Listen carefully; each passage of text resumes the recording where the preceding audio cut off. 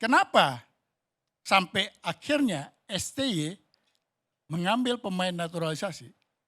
Saya kebetulan bagian dari cerita tersebut. Ada satu case tadi yang diangkat oleh Bung Kesit, yaitu menghadirkan 5 pemain dari Brazil di saat COVID. Untuk keperluan waktu itu, pertimbangannya kita jadi tuan rumah U20. Kalau itu terjadi, itu kita mesti manipulasi semua aturan. Karena tidak memenuhi syarat semua. 5 tahunnya tidak ada, hubungan darahnya enggak ada. Enggak tahu waktu itu kalau jadi simsalabimnya enggak tahu saya gimana. Nah, ada satu case yang menarik, McClough. McClough mengatakan dia punya hubungan darah dengan Indonesia.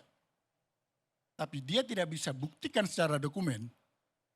Tapi warga negaranya dapat, saya enggak tahu juga kenapa, maka dia harus nunggu 5 tahun untuk menjadi pemain timnas pada saat itu.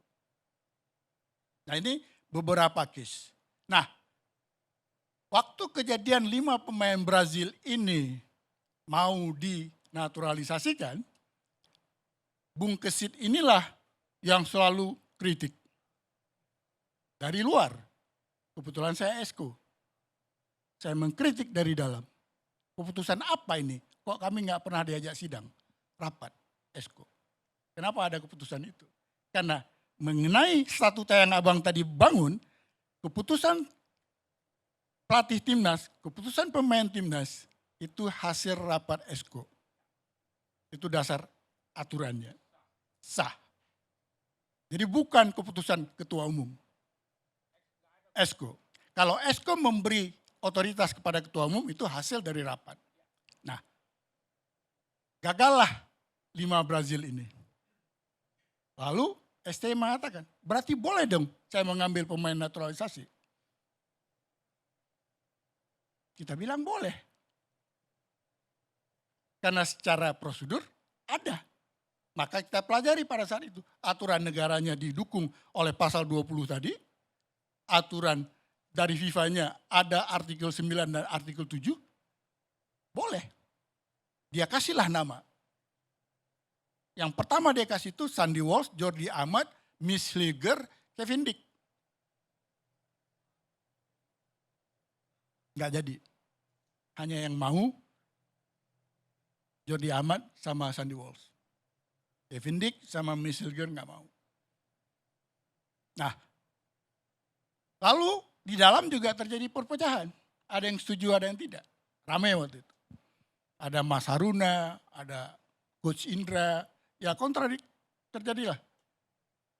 Satu hari saya tanya dalam rapat esko, ini naturalisasi masih jalan? Masih. Oke. Akhirnya saya ditunjuk untuk mengurus naturalisasi. Lalu saya katakan, boleh enggak Pak Ketum, saya jalankan dengan cara kita. Dengan cara saya, bukan dengan apa yang udah ada. Kenapa Pak Hasani? Sudah berapa tahun kasus Sandy Walsh enggak jalan-jalan? 2 tahun nggak jalan. Cara Pak Hasani bagaimana? Saya bilang, cara saya adalah karena yang kita deal ini sebagian sudah bule lah kita katakan. Karena tinggal di luar negeri, Jordi Amat kan orang Spanyol. Sandy Walsh orang Belanda. Jadi saya bilang, saya pakai agent di luar negeri, orang Itali. Yang kebetulan waktu itu bantu Pak Erik waktu di Inter Milan. Saya dikenalin Pak Erik, saya bilang, brothers, boleh nggak bantu kami? Apa? Saya mau deal dengan pemain untuk naturalisasi. Oh silakan, kasih nama. Kasih nama lah. Sandy Walsh, Kevin Dick yang 4 nama tadi. Wah dia bilang, saya nggak ada yang kenal ini. Karena pemainnya kan bukan level premium. Nggak ada yang kenal. Akhirnya dia carilah di Belanda. Ketemulah Fardi Bahdim, kakaknya Ivan Bahdim. Dia ternyata memang orang Indonesia dan banyak pemain turunan Indonesia yang seperti kita ada community di sana. Singkat cerita, saya ditugaskan ke Belanda untuk meyakinkan mereka. Saya berangkat ke Belanda, maka di situ saya tahu Miss Hilger nggak mau, Kevin Dick nggak mau, tinggal 2. Itu awal cerita, maka mereka terpenuhi.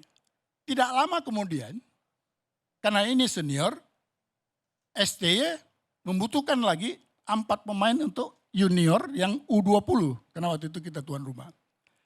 Jadi begini, yang menentukan pemain itu, dan kami hasil rapat ESCO, itu kita berikan hak otorisasinya kepada pelatih kepala, yaitu STY. Itu menentukan pemain timnas yang dia panggil. Kita dukung. Nah, STY punya tim kecil di dalam. Saya tahu persis karena saya ikut itu waktu saya ngurus ini. Ada tim kecil yang kebetulan dia pernah bekerja untuk AFC. Jadi dia tahu aturan.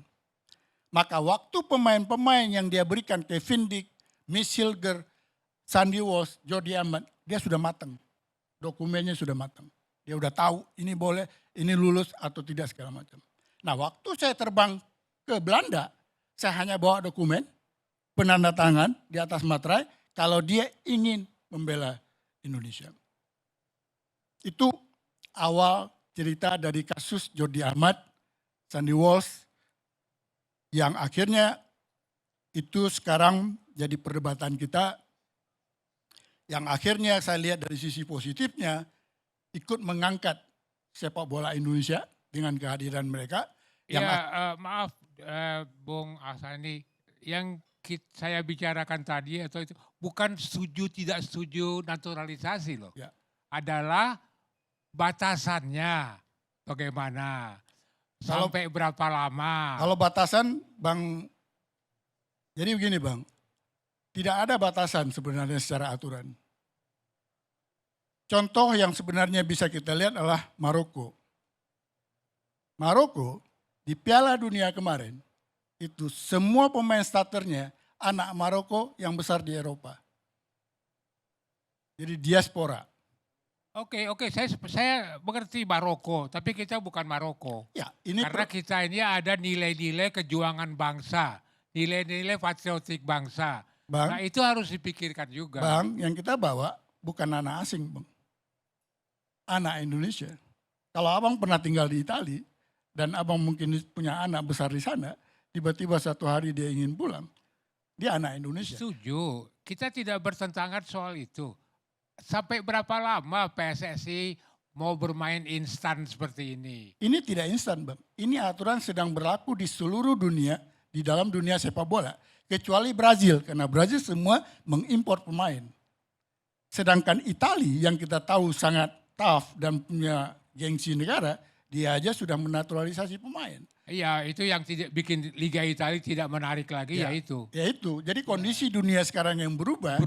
Kalau kita nggak ikut, kita ketinggalan sendiri. Jadi hari berarti ini, kita bisa say goodbye to pembinaan dan kompetisi. Tidak. Itu. Bukan. Ini tetap jalan, maka saya bilang jangan ditentangkan. Ini sinergi. Harus bareng. Karena apa? Pemain-pemain yang lahir seperti Arhan, seperti Asnawi, seperti Marcelino, itu kan lahir dari Liga. Kita sebagai pencinta sepak bola menunggu yang hal lain tadi untuk terlaksana secara benar.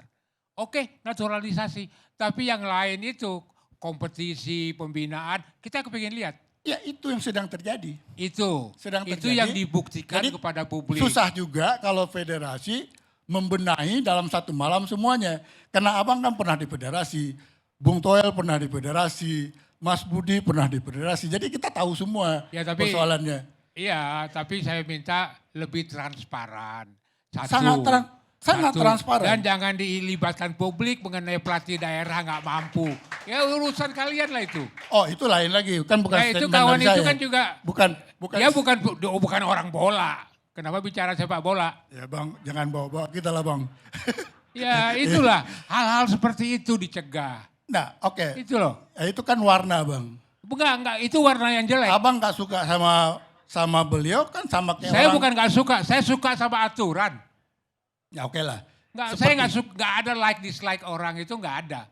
Seperti juga football. Sekarang juga kan sama kayak Toel. Saya juga bertanya kepada Toel, tahan lu digituin. Tapi ya itulah risiko. Jadi semua kita ini ikut bertanggung jawab karena kita mencintai sepak bola. Nah, kalau tadi abang katakan rule, we follow the rule. Selama kita follow the rule, kalau saya Maka saya berani mengambil sikap saat itu di saat semua orang nggak berani sentuh soal naturalisasi. Kalau hari ini kan semua udah jadi pahlawan. Pada saat itu nggak ada yang berani ambil. Success has many father, failure is an orphan. Thank you Bang. Artinya karena tadi cinta, Bung Toel pun bersuara seperti itu karena dia cinta. Abang juga sama. Jadi dengan kita masing-masing gitu. Jadi saya juga mengharap nggak perlulah kita kalau misalnya nggak sepakat dengan seorang berpikir ya jangan kita menjelekkan juga. Karena itu hak pribadi orang juga. Apalagi di sebuah negara kita yang sudah kita nikmati hari ini sebuah negara yang bebas. Jadi apalagi sekarang media sosial yang begitu mudah diakses oleh siapapun, ya pakailah etik yang baik. Kan abang komite etik, ya kan? Kan di kita itu etiknya kayaknya nggak jalan, ya kan? Padahal moral dan etik kan menjadi sumber dari segala masalah. Jadi saya pikir selama tidak ada pelanggaran dan itu bisa membawa positif kepada kemajuan sepak bola kita, apa salahnya? Model seperti yang kita buat sekarang dan hampir seluruh dunia juga melakukan, kita teruskan. Tapi saya sepakat dengan Bung Toel, saya sepakat dengan Abang, saya sepakat dengan siapapun, kalau bisa mengambil pemain-pemain dari luar itu yang kualitasnya tidak standar. Artinya kalau masih ada di Indonesia yang lebih bagus, why you choose yang di luar negeri? Maka waktu itu saya agak takut juga. Tapi setelah melihat Jordi main, saya melihat Sandy Walsh, saya melihat Nathan segala macam, memang sedikit di atas. Tidak yang premium. Masih ada yang premium Bang, belum kita sentuh. Masih ada yang premium, tapi dia belum mau. Masih ada nih, yang premium masih ada. Tapi belum mau. Saya sepakat dengan Bung Toel, jangan kita pecahkan antara lokal dan pemain diaspora itu. Kenapa? Mereka juga anak Indonesia. Gonzales aja yang bukan anak Indonesia, merah putihnya lebih dalam. Artinya, udahlah mulai malam ini siapapun yang nonton acara Bang Karni, peace. Jangan lagi itu ke Bung Toel. Anda nggak ada ciri-ciri khas mafia. Ya, cuma satu hal. Kalau Bang Dali ada ciri-cirinya.